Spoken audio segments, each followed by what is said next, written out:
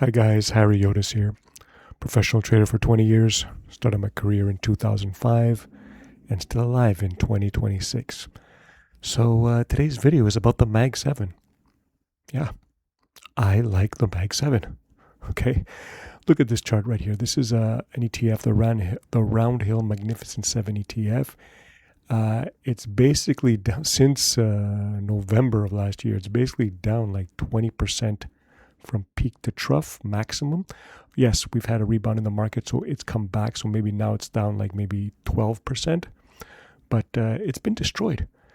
And you know that I am generally bullish this market, and if we recover, which I think we do, I think the MAG-7 catches a bid. Okay, but you know, when do we buy? Do we buy now? What do we do? Well, right now, as you know from my previous videos, this is a picture of the S&P 500. We've had a huge run in a week and a half of like an 8% snapback rally. I'm expecting a pullback. Okay, so I don't recommend that you get into the MAG-7 now. I'm just saying that after a pullback, I expect we go much higher again. It all depends on the war. Okay, but generally speaking, I do like the MAG-7 as an index, and I think as the market goes up, the MAG-7 will catch a bid. Okay, but which MAG-7? Okay, like we have a lot. We have NVDA. Look how strong NVIDIA is. Some are stronger than others. Okay, NVIDIA consolidation pattern. Once it rips, it's going to go. Okay, this is probably like one of the best ones. Everybody's following it. It's had since August of last year. It's basically consolidating sideways. Yeah, a little bit of a rip here, but it wasn't a false breakout. It just went back to this consolidation chop zone. Okay, so NVIDIA is doing good. We've always talked about Google. This is probably one of the strongest ones. I like this one too. You can look to play this. Amazon, yes, Amazon. Look at that, coming back. Coming up to resistance. Okay, so yes, I do like these stocks, but I'm waiting for a pullback in the market to buy them, and so should you. Okay, I'm not saying to buy them right now. I'm just saying they will catch a bid going forward. They are the best stocks in the market as we speak. But you know, some are not that as good as others. Meta, not as great as the others. Still doing fairly well. Okay, probably the worst one is Microsoft taking a hit. Okay, look at this big down move after a double top. Okay, it's approaching this huge support zone. So yeah, that might be a good bounce up to go higher. And Tesla had some bad news of deliveries last week, so it's not doing as well as the rest. Okay, so basically those are my number one picks if you want to enter this space, because I do like the MAG-7. Okay, is probably NVIDIA, Google, and Amazon. Those are the three that I would play, but not right now after a pullback. Okay, in fact, I think they all go up, but I just think those guys, the top three that I mentioned right now, will probably outperform the rest.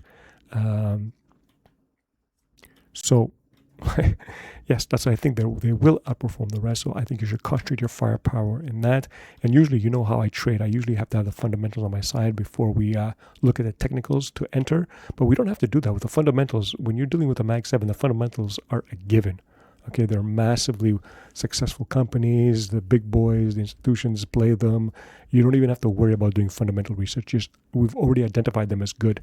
The point is, when you're looking at the MAG-7, you want to really focus on the technical picture to see when you should technically come into them. Okay, when you should buy them, because this is looking very strong in my view. I think we have a move down in the MAG-7, maybe cover this gap at 58 before going back up with the general market.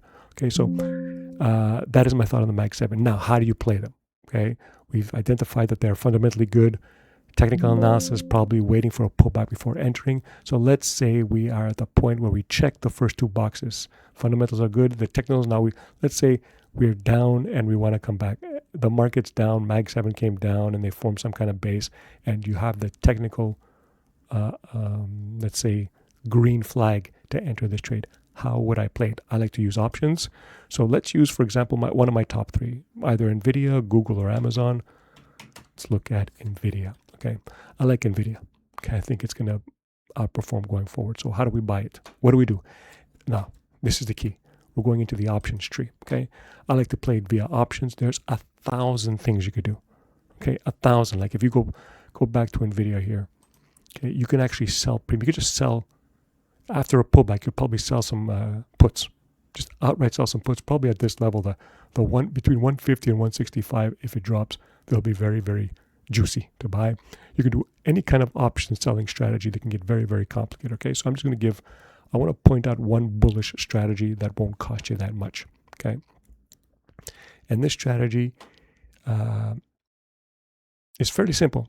Okay, but it does require some kind of buying power. Okay, because you are fundamentally bullish this stock. So which series should we buy? This is an options structure here. NVIDIA, the top is the expiries, the days to expiry. Here we have the strike prices in the middle. We have calls on the left, puts on the right, and the bid-ask spread for each of those, bid-ask spread for calls. And we look at the deltas if you want. Okay, so for me, I want to go farther out. Okay, I like to, let's see the chart here. I like to go much farther out. We have earnings coming up in April. Okay, so for the period ending April, in Wednesday, May. Okay, so you can go, I think the earnings do well. Okay, like they always have. Okay, so I want to go farther. I want to take advantage of that fact because I really want to I have a bullish strategy working. Okay, and if it gets close to the earnings, we can really play around with the options that we have. But for now, let's just say that we want to have a net bullish strategy and have exposure to the earnings. Okay, so what do we do? 1,000 things you could do. Okay, so first, we don't want April. We want May. May at the very least. Okay, so how do we structure it? I want to have a very, very bullish structure. 33 days to expiry might not be enough. Okay, they're going to be cheap, but I don't know if you can get a good outcome. Okay, here's where the art comes in. Okay, what do we buy? It's currently trading at 183, so I want to get close to the bid, close to the current market price. So I want to buy a call spread. I'll buy the 185, 195. Okay, it's going to cost me around $5. So I have to look, where can I get $5? Because I want to get a credit, because I also want to sell a put. Okay, I want to finance this long call by shorting a put. That is the strategy. Okay, so I want to buy a call spread, sell a put naked. And that's what I mean by there's risk to it, because you have to be cognizant of the fact that you will get assigned on the put. So I want to buy one where I have the call spread is going to cost me $5, so I want to short a put that costs me $5. Okay, so the put that costs $5 here is around 185, which is right at the strike of our call. So I don't want to buy. So what do? We go a little bit further out. Okay, because it'll be like this. You're basically buying a call spread and selling a put. You're basically buying the stock. Okay, so you don't really it doesn't really help you. Okay, and it limits your upside by selling the call. Okay, so you're just like you're just basically long stock. Okay, so we don't want to do that because it's not very efficient at this point. I mean, you could do it, but this short call is going to limit your upside. Okay, so what we want to do is, the strategy that I wanted to look at is, of course, buy a call financed with a put. This is too close, so let's get rid of it, and let's go 1 month further out. Go to the Junes. Okay, June expiry. There we go.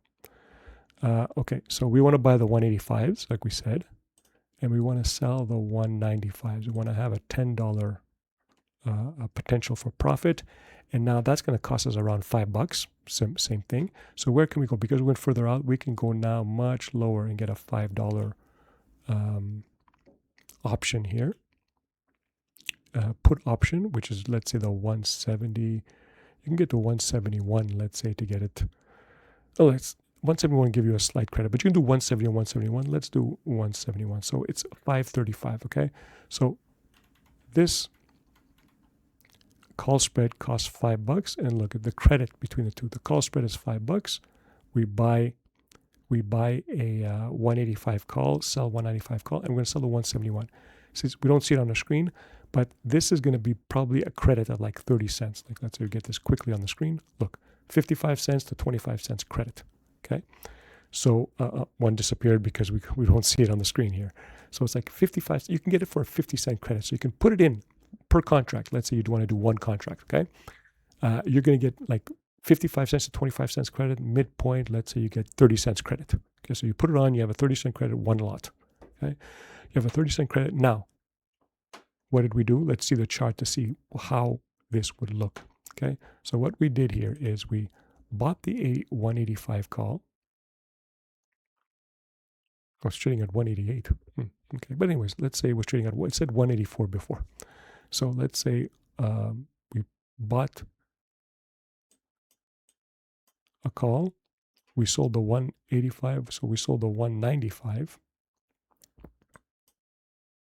call and the 171 put to finance it right here. Okay, so basically we expect it, but remember, this is not exactly how it's going to be. The price is not going to be just like that because we're buying it on a pullback. Remember, I'm waiting for a pullback. But just to go through the exercise, what I want to do is the strategy is finance a call, a spread long with selling a put. Okay, so you have to understand that you want this stock at 170, so per one lot. Okay, and whatever happens, we can manage it on the way forward. But the point is, you want to enter this with a slight credit or even zero. Okay, you don't want to pay anything. So this is one of the strategies that I would use. There's 1,000 of them, okay? But I like this strategy, especially when it's bullish, when the market is bullish, okay? And everybody's at extreme fear. Everybody's like scared that the war will happen again and come back on the negotiations. We'll see something bad is going to happen. So when you're in this kind of a situation, I really want to lean heavily long, and you can get more of a profit than just selling a put. Okay, if you were to just sell a put here, okay, you can see here that if I were to sell a put, it's trading at the close is 184. But let's say I wanted to just sell a put, it cost me $5. Okay, the 171. It's not bad. Okay, I could even get closer, get $7. But here, okay, when you're doing this call spread, you could literally have a $10 profit if it rips above 195. Something happens, the news is good, it rips above 195. You're having a $10 profit, okay, per odd lot, and you get to keep the $5 credit here. So you get to keep it. You're gonna have a $10. You're gonna make $10 off of like basically you should spend 30 cents. Okay, you spend 30 cents, you're gonna make $10. So it has upside. Whereas if you just sold a put, a $5 put or whatever, you would just make $5. Okay, so here you have double your chances of profit, and it's just gonna cost. It's going to cost you almost nothing, slight credit. Okay, there's always gives and takes when you're doing options. Okay, this entire strategy is only at a slight credit, where if you just did the put, it would be $5. You would get it right away. Okay, but the upside is you can double it. You can double your profits. Okay, and look, even the break even, I guess, would be like at 190 if they both go. If it goes to 190, so it's like a 50% chance of that happening. So you're probably going to get this to pay you out. Okay, you're putting the odds in your favor of a good payout on a bull move. Okay, now if the stock goes below 171, you own the stock. Okay, if the price closes below that, you own it. Okay, I can talk about all the mitigation and the management techniques as it comes testing your put. We can like roll it forward, whatever you want to do, roll it out and back, roll it out and down. Sorry. There are many mitigation strategies, but I just want to introduce you guys to this. I call it a bull. It's not even a bull spread. It's a call spread financed by a put. Okay, it's a little bit more risky than buying another put here, but it's just one. You can do 1,000 of these strategies. Okay, we can go on forever in these strategies. There's pluses and minuses to everyone. Okay, so that's it. I like the MAG-7. I think they go much higher going forward with the market. But first, I'm expecting a pullback in the market, so I'm expecting a pullback in the MAG-7 as well. So that's it. Waiting for a pullback to enter these stocks. And I like NVDA. My top, I like Google. My probably second. And what was the third? Amazon? Yeah, Amazon's good too. Okay, that's it, guys. Later.